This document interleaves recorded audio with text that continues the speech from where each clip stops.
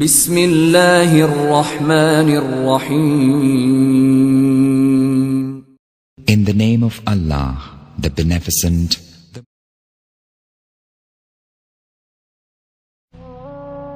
এই জীবনে আমরা অনেক কিছু চাই। একজন যুবক বিয়ে করতে চায়, একজন মেয়ে বিয়ে করতে চায়, আপনি একটা ভালো চাকরি চান, একটা ঘর চান, আপনি চান আপনার পরিবার ঠিক থাকুক, আপনি আপনারা সন্তানদের জন্য করতে চান, তাদের জন্য ভালো শিক্ষা চান, আপনার সন্তানদের বিয়ে দিতে চান। কিছু ব্যাপার আছে যেগুলোর অগ্রাধিকার আমাদের জীবনে আছে। আল্লাহ আযজা ওয়া জাল্লা তার কিতাবে আমাদের শেখাচ্ছেন, একটা জিনিস আপনি যদি এই জীবনে পেয়ে থাকেন তা বাকি সব কিছুর থেকে মূল্যবান। আর সেই জিনিসটি হলো আল্লাহর নৈকট্য, আল্লাহর সাথে ভালো হওয়া এবং সত্যিকার অর্থে তার সাথে সম্পর্ক তৈরি করা। মানুষের সমস্যা হচ্ছে যখন জীবন ভালো যায় অনেক মানুষ বিভ্রান্ত হয়ে পড়ে। আপনি ভিডিও গেম খেলেন, মুভি দেখেন, সোশ্যাল মিডিয়ায় স্ট্যাটাস চেক করেন, বন্ধুদের সাথে হ্যাং আউট করেন, রেস্টুরেন্টে যান, ঘুমান, আল্লাহকে এই সব কিছুর বাইরে রাখেন। এখানে আল্লাহ নেই, এটা আপনি চিল করছেন, সেখানেই সব। এবং তারপর কঠিন সময় আসে, বন্ধুরা সেখানে নেই, গেম আর ভালো লাগে না, গাড়িটাও আর সুন্দর লাগে না, কারণ আপনার সুস্থতা নেই। আর যখন অসুস্থ থাকি তখন কোনো কিছুই ভালো লাগে না। আর তখন আপনার শুধুমাত্র আশা থাকে, আমি এই হাসপাতালের বিছানা থেকে বের হতে চাই, আমি আবার হাঁটতে পারলেই চলবে। মানুষজন আপনার প্রিয় খাবার নিয়ে আসবে, আপনি খেতে চাইবেন না। আপনাকে মুভি দেখাতে চাইবে, আপনি দেখতে চাইবেন না।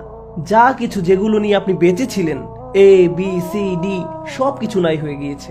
আপনি আর এগুলোর প্রতি পরোয়া করেন না, কারণ মাত্র একটা নিয়ামত আপনার জন্য একটু কমিয়ে দিয়েছেন। এবং এই পর্যায়ে আপনার দুটি রাস্তা আছে। আপনি যদি ওই মানুষদের মধ্যে হন যাদের ঈমান একেবারে দ্বার প্রান্তে আছে, আপনি আল্লাহর কাছে অভিযোগ করতে শুরু করেন, কেন আপনি আমার সাথে এমন করলেন? আমি একটু সুখে ছিলাম, সেটা কি আপনার পছন্দ হলো না? অথবা আপনি সবচেয়ে শ্রেষ্ঠ সম্পদ লাভ করতে পারেন, আর সেটা হলো নম্রতা, আল্লাহর নৈকট্য।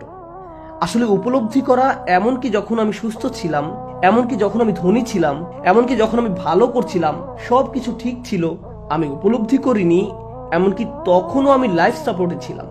আল্লাহ আমাকে প্রতি মুহূর্তে সরবরাহ করছিলেন, আমি নিজ থেকে কোনো কিছু উপার্জন করিনি। এই জন্য আল্লাহ আযজা ওয়া জাল্লা বলছেন, উলাইকা লাহুম নাসিবুম মিম্মা কাসাবু, তারা যা অর্জন করেছে তার অংশীদার হবে। আল্লাহ আযজা ওয়া জাল্লা ব্যাখ্যা করেন, এমনকি ফাদল আবতাগু ফাদলাম মিনাল্লাহ, এখানে কাসাবুম মিনাল্লাহ নয়, আপনি কিছু উপার্জন করতে পারেন না, এটা আল্লাহর পক্ষ থেকে আপনার জন্য অনুগ্রহ। যা কিছু আপনাকে দিয়েছেন এটা আল্লাহর পক্ষ থেকে আপনার জন্য অনুগ্রহ, যা কিছু তিনি আপনাকে দিয়েছেন। কিন্তু সেই সময় আপনি এটা উপলব্ধি করতে পারেন না, কারণ এটা সহজেই এসেছে। কিন্তু তারপর আল্লাহর নিকট ভিক্ষা করতে শুরু করেন, আল্লাহর কাছে চান, আল্লাহর কাছে কান্নাকাটি করেন, আল্লাহর কাছে এমন ভাবে দোয়া শুরু করেন যেমনটা আগে কখনো করেননি। আল্লাহর নৈকট্য এমন ভাবে অনুভব শুরু করেন যেমনটি আপনি আগে কখনোই করেননি। এবং তারপর আল্লাহ আপনাকে সুস্থ করে তোলে এবং উপলব্ধি করেন সেই মুহূর্তগুলো যখন কেউ হাসপাতালের রুমে ছিল না, শুধু আপনি ছিলেন এবং আল্লাহ ছিলেন। আল্লাহর নিকট আপনি কাঁদছিলেন, সেগুলোই আপনার জীবনের সবচেয়ে মধুর সময় ছিল। সেই মুহূর্তগুলোতে আপনার এবং আল্লাহর মাঝে আর কিছু ছিল না, আর সেগুলো হয়তো সেই মুহূর্তগুলো যা আপনাকে আখিরাতে বাঁচাবে। সেটা হতে পারে আল্লাহর পক্ষ থেকে সবচেয়ে বড় উপহার। কিন্তু কিছু মানুষের জন্য, যাদের ঈমান একেবারে দ্বার প্রান্তে আছে, তাদের জন্য কঠিন সময় আসে। ফাইন আসাবাতহু ফিতনাতুন ইনকালাবা আলা ওয়াজহিহি, সে তার মুখ ফিরিয়ে নেয়। এটার মানে কি? এর মানে আমি আল্লাহর সাথে কিছু করতে চাই না, তিনি কিভাবে আমাকে ত্যাগ করতে পারেন, তিনি কিভাবে আমাকে কঠিন সময় দেন। এবং এটা আমাদের সময় খুব সহজেই বোঝা যায়। আমরা একটা হাইপার কনজিউমার সোসাইটিতে বাস করছি, সবকিছু দ্রুত আসছে। আপনি বিনোদন চান, আপনার ফোনের অ্যাপস খুলে ফেলুন। আপনি কিছু কিনতে চান, অ্যামাজনে অর্ডার করুন, সেটা আপনার দরজায় পৌঁছে যাবে। সবকিছু অনায়াসে হচ্ছে এবং তাৎক্ষণিক হয়ে যাচ্ছে। আপনি কিছু চান, সেটার জন্য আপনাকে কোথাও যেতে হবে না, সেটা আপনার কাছে চলে আসবে। সবকিছু দ্রুত দ্রুত আরো দ্রুত পেয়ে যাচ্ছি, আমরা অভ্যস্ত হয়ে গিয়েছি। এবং যদি কোনো অর্ডার 2-3 দিন দেরি করে, আপনি সেখানে 1 স্টার, ডিসলাইক বা খারাপ রেটিং দেন। এবং এখন আপনি আল্লাহর কাছে দোয়া করেন আর আশা করেন আল্লাহ আপনার কিছু সমস্যার সমাধান করবেন, কিন্তু সেগুলো খুব দ্রুত করবেন। তাৎক্ষণিক পেয়ে আপনি অভ্যস্ত হয়ে গিয়েছেন।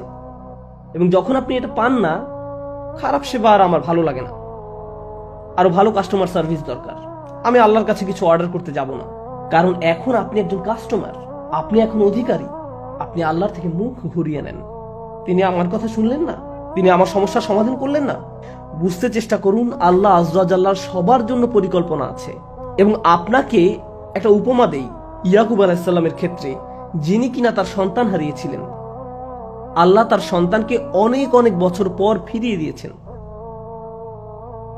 মূসা আলাইহিস সালামের ক্ষেত্রে তার মাও তার সন্তানকে হারিয়ে ফেলেন, সে তাকে পানির মধ্যে ছেড়ে দেন এবং আল্লাহ কয়েক ঘন্টার মধ্যেই তার সন্তানকে ফিরিয়ে দেন, কারণ সন্তানের ক্ষুধার্ত হওয়া এবং পরবর্তী খাওয়ানোর সময় সেই একই মায়ের থেকে ছিল, কারণ সে অন্য কারো থেকে খাচ্ছিল না।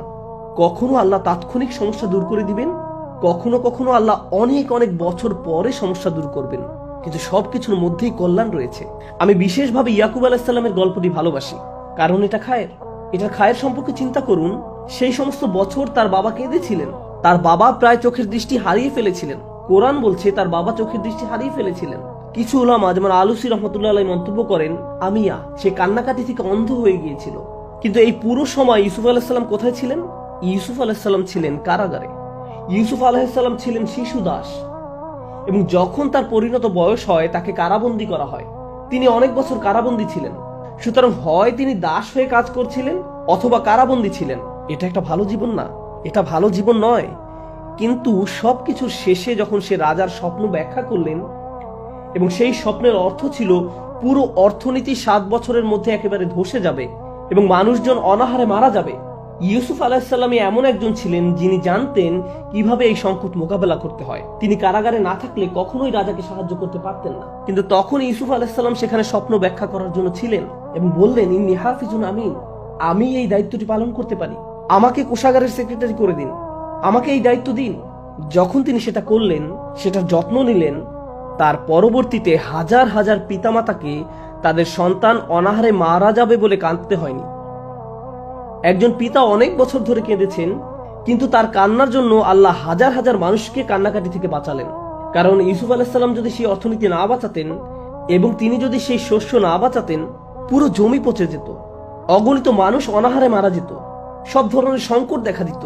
কখনো কখনো যে সমস্যার মধ্য দিয়ে আপনি যান, সেটা শুধু আপনার জন্য ভালো নয়, হয়তোবা আপনার সমস্যা সাদকায়ে জারিয়া হয়ে যায় অন্য কারোর জন্য, এমনকি আপনি তা জানেনও না।